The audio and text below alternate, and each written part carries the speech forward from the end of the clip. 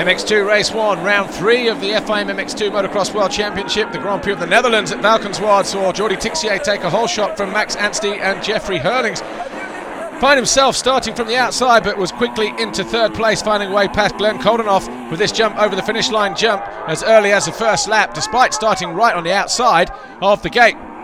Hurlings pursued and eventually found a way past Max Anstey on lap 6 and then challenged his teammate for the lead, who wasn't making it easy for him. Eventually the pass came on lap 10, with Hurlings diving down the inside of his teammate and then closing the door at the bottom of the hill, much to the delight of the home crowd.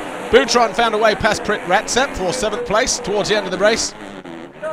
And Max Anstey was looking good for his second podium in 2 Grand Prix, finishing 3rd in Moto number 1. But as a win for Hurlings, Jordi Tixier was 2nd, Anstey 3rd.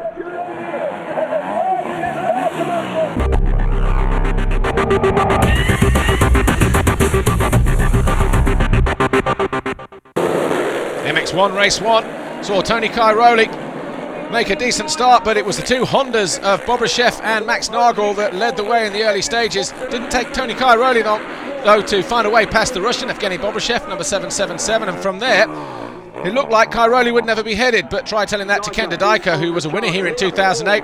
The Red Bull KTM number 2 was on a charge, found a way past Bobryshev around lap 7, but Clement de Salle, who fell at turn 1, had a lot of work to do. Eventually came through into 8th position by the time the checkered flag fell. Tommy Searle, 100 on the CLS Monster Energy Kawasaki, was coming under pressure. He would also have a tough race, finishing in 10th place, but Tony Cairoli came under pressure from his teammate, who went around the outside of the 6-time world champion, then made a mistake a few laps later, handing the advantage back to Cairoli.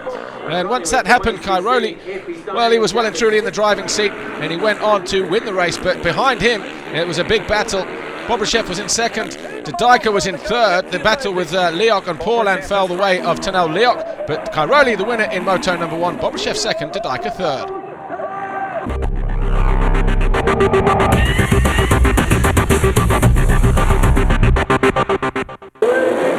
In MX2 Race 2, it was an even worse start for Jeffrey Hurlings. From gate 38, he tried to get across but was pushed out wide, and he was right at the back, like 3 or 4 riders from the back of the pack, handing again the advantage to Jordi Tixier, who would lead for 14 laps. Hurlings was on a charge though, but Koldenoff and Jake Nichols, they were in their battle for 2nd and 3rd place. Eventually it was Nichols who got to 2nd. Elliot Banks-Brown and Max Anstey, they were having a good ride. Anstey would finish 6th, Brown would finish in 7th on the HM Plank KTM, but just like in Moto number 1, Jeffrey Hurlings almost left it a little bit too late. First he found a way past Jake Nichols on the Nissan Wilvo JM Racing KTM, and then he was there for 3 laps, and then 4 laps to go, found a way past his teammate, Jordi Tixier.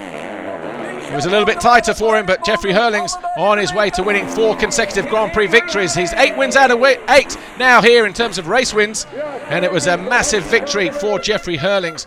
He was the overall winner from Jordi Tixier and Jake Nichols, who took his first ever World Championship podium in 3rd. Of course, Jeffrey Hurlings undefeated so far, 4 wins out of 4 in terms of, or 6 wins out of 6 in terms of races, 3 Grand Prix out of 3. 3rd red plate of the season for the defending champion.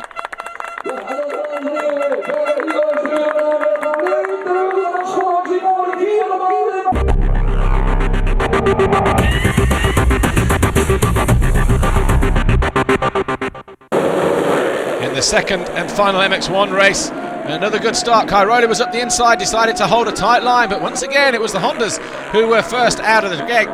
Bobryshev led for a lap, but eventually had to give way to Ken Dodajka. Tony Cairoli dropped down from 4th place, got up to 3rd, eventually passed Strybos for 2nd, and then went after his teammate, Ken Dodajka, but Dodajka would eventually pull a big knack-knack and take the checkered flag, his first win in a year and a half.